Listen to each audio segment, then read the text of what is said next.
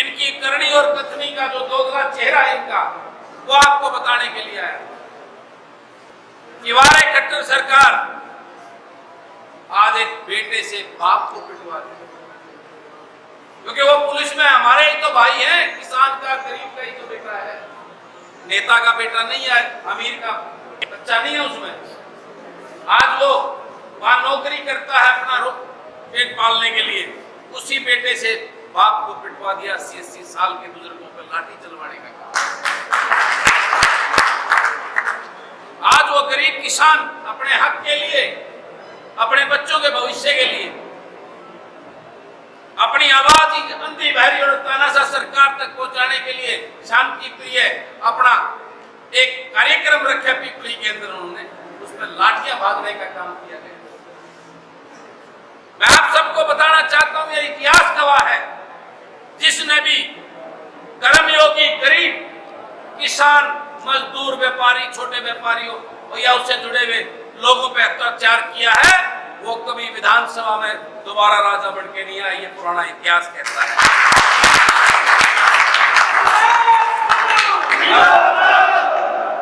आज अब 10 तारीख को जो इस तानाशाह सरकार ने, खट्टर सरकार ने जो किसानों पर ये अत्याचार किया है, उस लाठी का एक लाठी का बदला ये हरियाणा प्रदेश की बहादुर जनता लेने वाली है।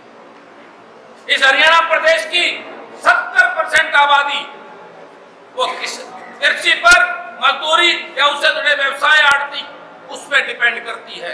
और कितना बड़ा दुर्भाग्य है, आप सबने देखा होगा, आपके इस भाई ने विधानसभा के अंदर उस सभी विधायकों से पूछा था, मैं कहा चुप बने क्यों बैठे हो, वो आपके लोग आपसे सवाल पूछेंगे हमारे लिए क्या लड़ाई लड़ी, लेकिन कोई बोलने वाला नहीं मिला वहां पे। आपको इन सब बातों को याद रखना है, इन लाठियों को याद रखना है, और विधानसभा में जो गद्दार बैठे हैं, आपके जो वकील बनकर आपने भेजे हैं, उनसे एक एक बात का आपने हिसाब लेना, ये बात बोलने के लिए।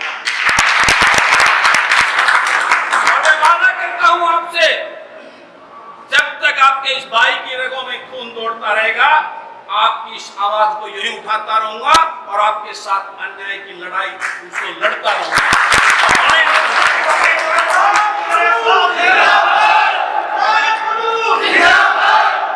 और मैं आप सबको एक बात और बताना चाहता हूं, ये नेता आपने देख लिए होंगे, सभी पार्टी के नेता, सत्ता पक्ष या दूसरे नेता, जो बड़े बड़े किसान गरीब हितैषी अपने आप को बोलते हैं, उनके मुंह में एक शब्द आपके लिए विधानसभा में नहीं।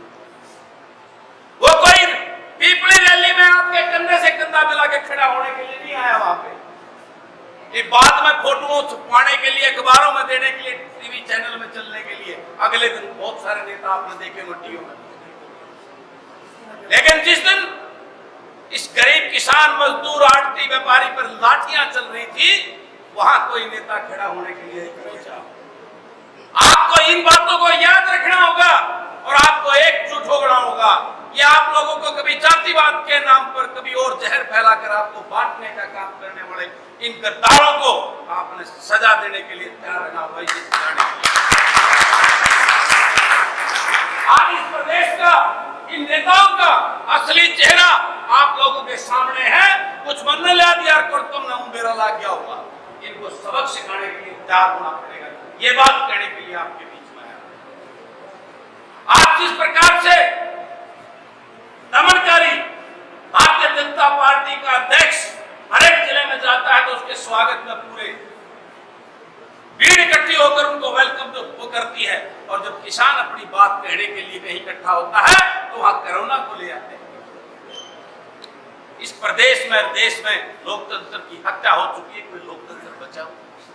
आपको इसके लिए जागना होगा, इन बातों को याद रखना होगा, क्योंकि ये नेता ये समझते हैं कि आपकी मेमोरी, आपकी याददाश्त 60 से 90 दिन मानी जाती है कि 90 दिन 3 महीने में सब भूल जाएंगे।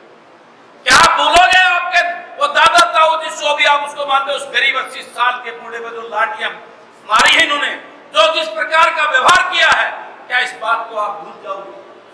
इस बात को याद रखना है आपको। उस मजदूर, किसान और व्यापारी, छोटे व्यापारी और कर्मचारी के साथ जिस प्रकार का अन्याय ये लोग कर रहे हैं, उनका जवाब देना है आपको। इस बात के लिए तैयार रहना है।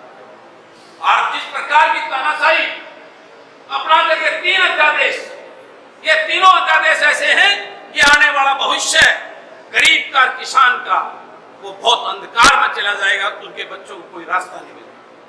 ना हमारे युवाओं को कोई रोजगार है, जो लगे हुए उनको ये बाहर निकाल रही है सरकार। और एक ही आसरा बचता था वो जमीन का, उसके आधार पर उसको ये बर्बाद करने। आज बड़ी बड़ी पूंजीपतियों के हवाले कृषि क्षेत्र को देना चाहते हैं। मैं आपको बताना चाहता हूं, आज देश की जीडीपी 29% नीचे आ गई पहले से, और किसान की जो एग्रीकल्चर की वो 4% ऊपर जा रही है। नहीं बताएगा ये बीजेपी के गद्दार और जो उनके बी टीम के जो दूसरे नेता हैं, समझ रहे हो गए आप लोग? उनको जवाब देना है आपने, और उनकी बाकी बातों में आने की जरूरत नहीं है। आपको जागना होगा, अब समय आ गया है। चौधरी छोटू राम जी को, जिसको हम गरीब मजदूर किसान का मसीहा और भगवान मानते हैं, उसकी बात को याद रखना होगा। ऐ भोले किसान मजदूर, अपने पराये की पहचान कर ले, इस बात को याद करना होगा। और उसी छोटू राम जी ने अपने उसमें यह भी लिखा हुआ है कि और लोग नाराज होते हैं तो वो कानून तोड़ते हैं, लेकिन जब किसान और मजदूर नाराज होता है तो वो कानून तो तोड़ता ही तोड़ता है, सरकार की पीठ भी तोड़ता है। ये जो दिल्ली में बैठे बड़े बड़े महलों के जो कबूतर उड़कर आपका दाना चुगने के लिए आते हैं और फिर वापस उड़ जाते हैं, उनका इलाज करना होगा, उनका इलाज। और जब तक, क्योंकि वो महलों के कबूतर ये नहीं जानते कि वो अन्नदाता उस दाने को कितनी मुश्किल से पैदा करता है, इस बात का नहीं पता। ये बात तो वही जान सकता है जो किसान का बेटा होगा और जिसने खेत में काम करके वो पसीना जो बहता है उसकी खुशबू का पता होगा, वो कैसी खुशबू आती है। और ऐसे खुशबू वाले पढ़े लिखे और डायनेमिक जो ईमानदारी से आपके वकील बनकर विधानसभा में आपकी लड़ाई लड़े, ऐसे लोगों को विधानसभा में अपना वकील बना के भेजना होगा, तब आपका कल्याण होगा। इनको करारा जवाब देना है।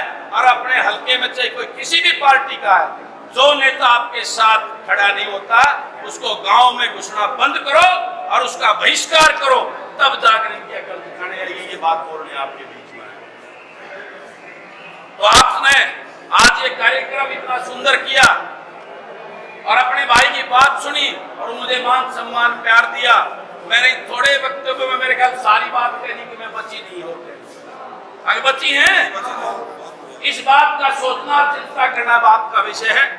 जब मुझे बुलाओगे, जब आपको जरूरत पड़े, आपके इस भाई की 24 घंटे